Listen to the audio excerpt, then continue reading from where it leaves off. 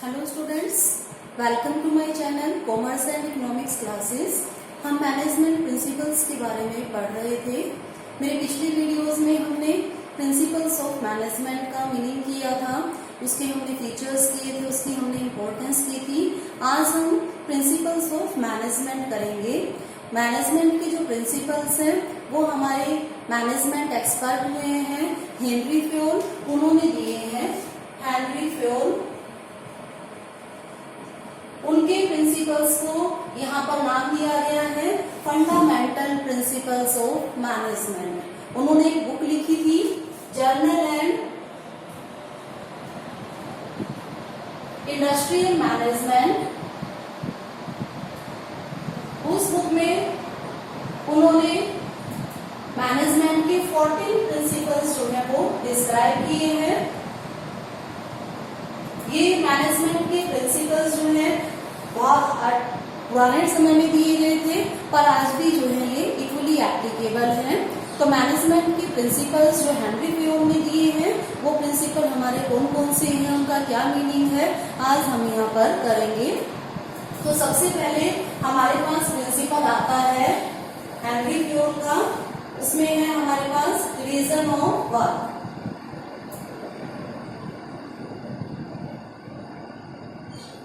Henry Fayol ने कहा है कि हमारे ऑर्गेनाइजेशन में जो भी काम होता है उसको हमें छोटे छोटे पार्ट्स में डिवाइड कर देना चाहिए और हर एक पार्ट हमें एक अलग पर्सन को दे देना चाहिए करने के लिए। जो पर्सन उस काम को करने में एक्सपर्ट हो उसको वही काम जो है दिया जाना चाहिए।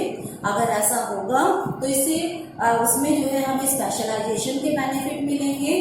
कोई भी पर्सन जिस काम को करने में एफिशिएंट होता है, जब उसको वही काम करने के लिए दिया जाता है तो वो उस काम को अच्छी प्रकार से पूरा कर पाता है। उससे हमारे प्रोडक्शन की क्वालिटी इंप्रूव होगी, क्वांटिटी भी इंप्रूव होगी, काम हमारा जल्दी से पूरा हो जाएगा। तो डिवीजन ऑफ वर्क के प्रिंसिपल में हेनरी फ्योल ने कहा है कि किसी भी ऑर्गेनाइजेशन में एक व्यक्ति पूरे काम को ना करे, बल्कि हमें सभी कार्य को छोटे छोटे पार्ट्स में डिवाइड कर देना चाहिए और हर एक पर्सन को उसके इंटरेस्ट और उसकी एबिलिटी के अकॉर्डिंग ही काम दिया जाना चाहिए। इससे वो व्यक्ति अपना काम जो है पर्सन मन लगाकर करेंगे और उनके काम में एफिशिएंसी आएगी और उससे ऑर्गेनाइजेशन को भी फायदा होगा, क्योंकि इससे हमारी प्रोडक्शन बढ़ेगी, हमारे काम की जो क्वालिटी है प्रोडक्शन की वो भी हमारी अच्छी होगी, रिसोर्सेज की वेस्टेज भी कम होगी। अब एक ही पर्सन एक ही काम को कॉन्टिन्यूसली करता रहेगा तो वो उसमें पूरी तरह से एक्सपर्ट हो जाएगा और उसकी स्पेशलाइजेशन का जो बेनिफिट है वो ऑर्गेनाइजेशन को मिलेगा। तो इसीलिए फ्योल ने कहा है कि किसी भी ऑर्गेनाइजेशन में डिवीजन ऑफ वर्क, कार्य विभाजन के सिद्धांत को हमें लागू करना चाहिए। तो दूसरा प्रिंसिपल जो फ्योल ने दिया है वो हमारे पास आता है authority and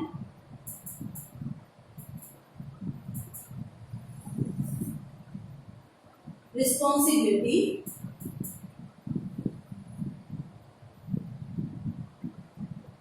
principle of authority and responsibility. यहाँ पर दो बातें आती है हमारे पास, एक तो अथॉरिटी मीन्स अधिकार, रिस्पॉन्सिबिलिटी उत्तरदायित्व किसी भी काम को पूरा करने का। तो कोई भी काम अगर हमें ऑर्गेनाइजेशन में हमारे सुपीरियर्स के द्वारा दिया गया है तो उस काम को पूरा करने की रिस्पॉन्सिबिलिटी होती है सबऑर्डिनेट्स की। पर जो सबऑर्डिनेट्स हैं वो उस काम को तभी प्रॉपर वे से पूरा कर पाएंगे जब उस काम को करने के लिए उन्हें सफिशिएंट राइट्स भी दिए जाएं। सफिशिएंट राइट्स का यहाँ पर मतलब है कि राइट्स जो उनको दिए जाते हैं वो अकॉर्डिंग टू रिक्वायरमेंट होने चाहिए, ना तो वो कम होने चाहिए रिक्वायरमेंट से और ना ही वो रिक्वायरमेंट से ज़्यादा होने चाहिए। अगर वो जरूरत से कम होंगे तो सबऑर्डिनेट्स अपना काम नहीं कर पाएंगे प्रॉपर वे से। अगर वो रिक्वायरमेंट से ज़्यादा होंगे तो वो सबऑर्डिनेट्स कुछ केसेस में उन राइट्स को मिसयूज भी कर सकते हैं। तो इस प्रिंसिपल में ये कहा गया है कि हम किसी भी सबऑर्डिनेट को तब रिस्पॉन्सिबल ठहरा सकते हैं उसके काम पूरा करने या ना करने के लिए जब उस काम को पूरा करने के लिए उसे प्रॉपर अथॉरिटी दी जाएगी, प्रॉपर राइट्स जो है दिए जाएंगे। तो किसी भी ऑर्गेनाइजेशन में अगर हम चाहते हैं कि हमारे सबऑर्डिनेट्स प्रॉपर ढंग से काम करें, हम उनको रिस्पॉन्सिबल ठहराना चाहते हैं, तो उसके लिए जरूरी है कि उनको प्रॉपर अथॉरिटी जो है वो दी जाए, उस काम को पूरा करने के लिए उनको पर्याप्त अधिकार दिए जाने चाहिए। तो इससे क्या होगा, जो हमारे एम्प्लॉइज हैं उनका कॉन्फिडेंस इंक्रीज होगा, क्योंकि उनके पास जो राइट्स होंगे और वो राइट्स को यूज करके अपने काम को पूरा कर सकेंगे। उनको रिस्पॉन्सिबल ठहराने में भी हमें आसानी होगी, क्योंकि अब उनके पास कोई एक्सक्यूज नहीं होगा, उनको पूरे राइट्स हमने दिए हैं, तो हम उनको रिस्पॉन्सिबल भी ठहरा सकते हैं उस काम को पूरा ना करने के लिए। तो इस तरह से उनकी रिस्पॉन्सिबिलिटी फिक्स करना भी आसान हो जाता है। तो इसीलिए फ्योल कहते हैं कि किसी भी ऑर्गेनाइजेशन में अगर हमने किसी पर्सन को कोई काम दिया है, पूरा करने के लिए कोई जिम्मेवारी दी है, उसकी हमने रिस्पॉन्सिबिलिटी, हम उसको रिस्पॉन्सिबल उस काम के लिए तभी ठहरा सकते हैं जब हम उस काम को पूरा करने के लिए उसको राइट्स भी, प्रॉपर राइट्स भी देंगे। तो इसके बाद हमारे पास थर्ड प्रिंसिपल आता है, प्रिंसिपल ऑफ डिसिप्लिन, अनुशासन का सिद्धांत। तो इसमें डिसिप्लिन की बात की गई है। किसी भी ऑर्गेनाइजेशन में फ्योल कहते हैं कि डिसिप्लिन होना चाहिए, अनुशासन होना चाहिए। अब अनुशासन में उन्होंने 3 बातों को शामिल किया है। एक तो है ऑबिडेंस, दूसरी बात आती है रिस्पेक्ट फॉर अथॉरिटी, और तीसरी बात इसमें आती है ऑब्जर्वेशन ऑफ रूल्स।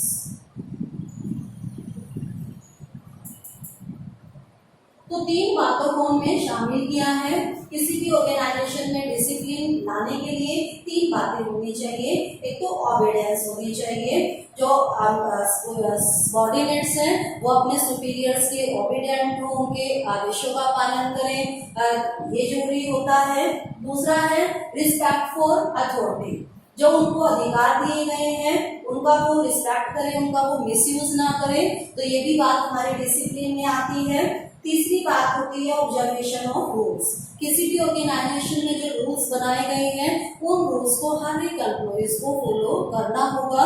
तो किसी ऑर्गेनाइजेशन में ये तीनों बातें होती हैं तो हम कहते हैं कि वहां पर डिसिप्लिन है। और किसी भी ऑर्गेनाइजेशन को अच्छी तरह से चलाने के लिए वहां पर किसी भी ऑर्गेनाइजेशन में डिसिप्लिन का होना बहुत जरूरी है। अगर डिसिप्लिन होगा तो हर एक कर्मचारी जो है अच्छी तरीके से काम करेगा। तो अगर डिसिप्लिन हमें मेंटेन करना है तो उसके लिए हम रिवार्ड और पनिशमेंट को भी अप्लाई कर सकते हैं। रिवार्ड एंड पनिशमेंट को लागू करने पर उन्होंने जोर दिया है। मीन्स अगर कोई एम्प्लॉई डिसिप्लिन में रहता है, वो उसको फॉलो करता है, तो उसको रिवार्ड दिया जाना चाहिए। उससे वो एम्प्लॉई तो मोटिवेट होगा ही होगा, बल्कि जो दूसरे एम्प्लॉई हैं वो भी मोटिवेट होंगे। पर अगर कोई कर्मचारी डिसिप्लिन में नहीं रहता है तो उसको पनिश भी किया जाना चाहिए, ताकि दूसरे जो एम्प्लॉइज हैं वो आगे से रूल्स को फॉलो करें, डिसिप्लिन में रहे। तो इसके लिए रिवार्ड एंड पनिशमेंट की जो टेक्निक है वो किसी भी ऑर्गेनाइजेशन में लागू की जानी चाहिए। तो इसके बाद हमारे पास नेक्स्ट प्रिंसिपल आता है यूनिटी ऑफ कमांड।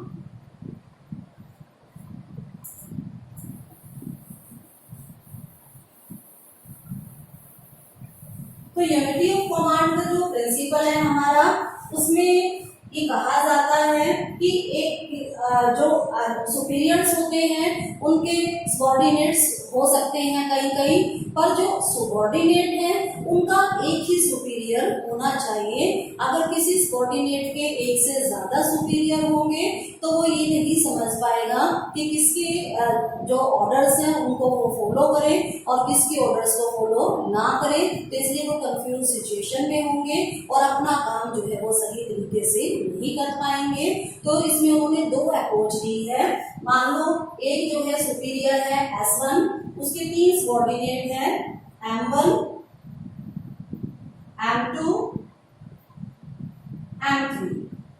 तो एक सुपीरियर के कई सबऑर्डिनेट हो सकते हैं, पर इस सबऑर्डिनेट का जो सुपीरियर है वो एक ही है, तो इनको एक टाइम पर एक ही सुपीरियर ऑर्डर्स देगा, तो ये क्लियर सिचुएशन में होंगे कि उन्होंने केवल वही काम करना है। दूसरी, ये तो है हमारी राइट अप्रोच, किसी भी ऑर्गेनाइजेशन में हमें ये अप्रोच जो है वो लेकर चलनी चाहिए। दूसरी है हमारे पास रॉन्ग अप्रोच, 2 सुपीरियर्स हैं S1 और S2 और 3 सबऑर्डिनेट हैं हमारे पास M1, M2 and M3। S1 M1 को भी ऑर्डर्स दे रहा है, M2 को भी और M3 को भी। ये सिचुएशन तो ठीक है, पर यहाँ पर गलत क्या है कि S2 भी इन तीनों को ऑर्डर्स दे रहा है। S2 भी M1 को भी ऑर्डर दे रहा है, M2 को भी और M3 को भी। अब यहाँ पर क्या हुआ, M1 के 2 सुपीरियर्स हो गए, S1 भी और S2 भी। इसी तरह से M2 के भी सुपीरियर दोनों हैं और M3 के भी दोनों ही सुपीरियर है। तो कई बार ऐसा हो जाता है कि एट ए टाइम M1 को S1 ने भी कुछ काम कह दिया और S2 ने भी कुछ काम कह दिया, तो एट ए टाइम वो दोनों काम तो कर नहीं सकता है, तो ऐसे में वो एक का ही काम करेगा, तो उससे क्या है, दूसरा जो सुपीरियर है वो नाराज हो जाएगा या इन दोनों में आपस में झगड़ा हो जाएगा S1 और S2 में। S1 कहेगा कि मेरा काम पहले करो और S2 कहेगा कि मेरा काम पहले करो। ऐसे में M1 कंफ्यूज हो जाएगा कि मैं किसका काम पहले करूं, तो इस तरह से लड़ाई झगड़े की संभावना बन जाती है। और अगर ये दोनों का ना काम करे तो भी इसका काम चल जाएगा। M1 जो है S1 को कह देगा कि मैंने S2 का काम किया था और S2 को कह देगा कि मैंने S1 का काम किया था और काम वो कोई भी ना करे। तो ये सिचुएशन जो है किसी भी ऑर्गेनाइजेशन के लिए प्रॉपर नहीं है। तो यूनिटी ऑफ कमांड का जो हमारा प्रिंसिपल है, उस प्रिंसिपल के अकॉर्डिंग ये कहा जाता है कि किसी भी ऑर्गेनाइजेशन में जो सबऑर्डिनेट है उनका एक ही सुपीरियर होना चाहिए। एट अ टाइम एक सबऑर्डिनेट को एक ही सुपीरियर से ऑर्डर्स मिलने चाहिए, इससे वो कंफ्यूजन की सिचुएशन में नहीं होगा और अपने काम को प्रॉपर वे से पूरा कर पाएगा। और इससे सुपीरियर्स में आपस में जो झगड़े हैं वो भी नहीं होंगे और हम अपने सबऑर्डिनेट्स को आसानी से रिस्पॉन्सिबल भी ठहरा पाएंगे। तो इसीलिए किसी भी ऑर्गेनाइजेशन में यूनिटी ऑफ कमांड के प्रिंसिपल को फॉलो किया जाना चाहिए। तो इसके बाद हमारे पास नेक्स्ट इसका प्रिंसिपल आता है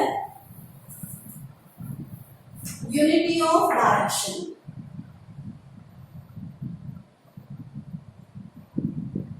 दोनों के नाम जो है एक जैसे से है, इसमें भी यूनिटी वर्ड हुआ है, इसमें भी यूनिटी वर्ड यूज हुआ है। यहाँ पे कमांड आ गया, यहाँ पर डायरेक्शन आ गया, पर दोनों प्रिंसिपल्स में फर्क है। यूनिटी ऑफ डायरेक्शन के अकॉर्डिंग ये कहा जाता है कि वो सब एक्टिविटीज जिनका सेम ऑब्जेक्टिव होता है,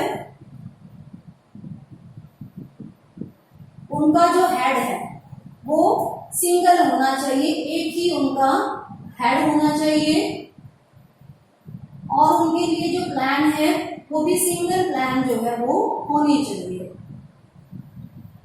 तो वो सभी एक्टिविटीज जिनका सेम ऑब्जेक्टिव है, उन सभी एक्टिविटीज के लिए एक ही हेड होना चाहिए और उनकी जो एक ही प्लान जो है बनाई जानी चाहिए और एक ही हेड उसके लिए रिस्पॉन्सिबल होना चाहिए, तभी वो अपना काम प्रॉपर वे से कर पाएंगे और काम जो है हमारा अच्छी तरह से पूरा हो पाएगा।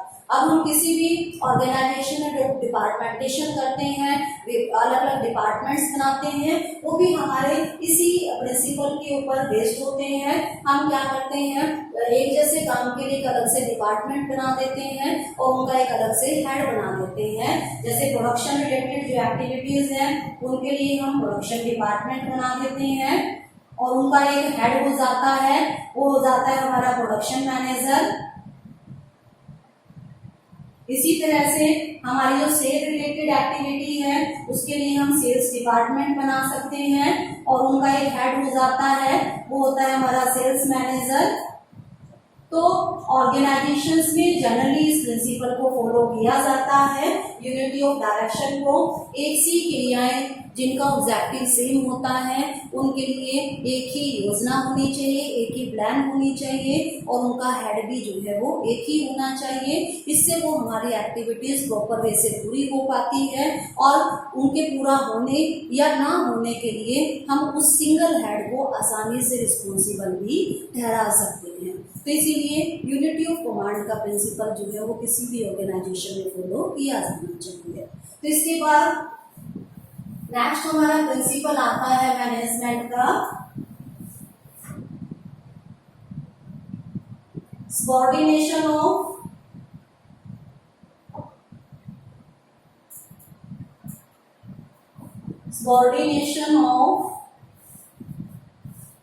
Individual interest to general interest.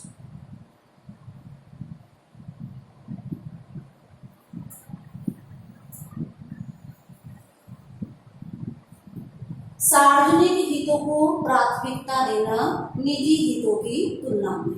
इसका मतलब क्या है कि किसी भी ऑर्गेनाइजेशन में जब हम कोई काम करते हैं वो अपने पर्सनल बेनिफिट को ऊपर नहीं रखना है हमने, बल्कि ऐसे काम करने हैं जिससे सबको फायदा होता हो। कई बार कोई ऐसी एक्टिविटी होती है जिसमें हमारा इंडिविजुअली अपना तो फायदा है पर बाकी पूरे ऑर्गेनाइजेशन को नुकसान हो सकता है, तो ऐसी एक्टिविटीज हमें नहीं करनी चाहिए।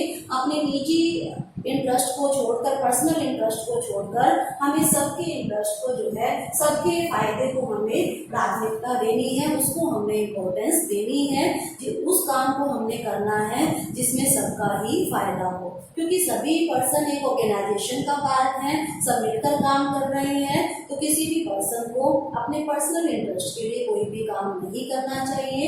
ऐसा काम करना चाहिए जिसमें सबका बेनिफिट हो, पूरी संस्था का जिसमें फायदा होता हो, ऐसा काम जो है किसी भी ऑर्गेनाइजेशन में किया जाना चाहिए। इससे क्या होगा, सभी कर्मचारियों का आपस में एक दूसरे के ऊपर विश्वास बना रहेगा। अब जो ऑर्गेनाइजेशन का बेनिफिट होगा तो उनका पर्सनल बेनिफिट तो होगा ही होगा। तो इसीलिए पर्सनल बेनिफिट की जगह पर जो कॉमन इंटरेस्ट है उसको ध्यान में रखते हुए हमें हर एक कार्य किसी भी ऑर्गेनाइजेशन में करना चाहिए। इसके बाद नेक्स्ट प्रिंसिपल हमारे पास आता है प्रॉपर रेम्युनरेशन टू एम्प्लॉइज।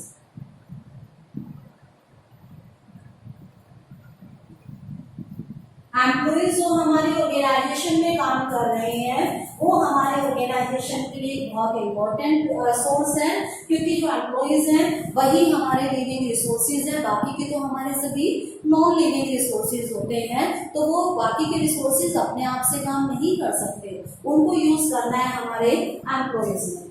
और एम्प्लॉइज जब किसी ऑर्गेनाइजेशन में काम करते हैं तो वो काम करते हैं पैसा कमाने के लिए, रेम्युनरेशन के लिए।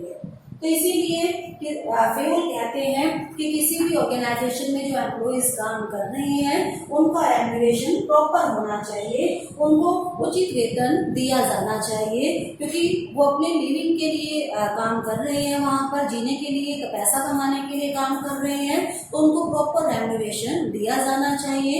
अब प्रॉपर रेम्युनरेशन जो है वो कितना होगा, वो एक तो उनके काम के अकॉर्डिंग होना चाहिए। दूसरा, जो रेम्युनरेशन हम उनको दे रहे हैं सेम काम के लिए अलग अलग पर्सन्स को जो रेम्युनरेशन हम दे रहे हैं उसमें किसी तरह का डिफरेंशिएशन नहीं होना चाहिए। अब रेम्युनरेशन कितना होगा ये हमारी कई बातों के ऊपर डिपेंड करता है, जैसे कॉस्ट ऑफ लिविंग है। अगर कॉस्ट ऑफ लिविंग ज्यादा है तो हमें रेम्युनरेशन उनको ज्यादा देना चाहिए। इसके अलावा डिमांड ऑफ लेबर के ऊपर भी डिपेंड करता है रेम्युनरेशन। अगर लेबर की डिमांड ज्यादा है तो हमें ज्यादा रेम्युनरेशन भी देना पड़ेगा उनको। अगर लेबर की डिमांड कम है तो उनको रेम्युनरेशन हमें कम में भी काम चल सकता है। लेबर की सप्लाई ज्यादा है, उनकी डिमांड कम है तो कम वेतन में भी काम चल सकता है। इसी तरह से तीसरी बात इसमें आती है हमारी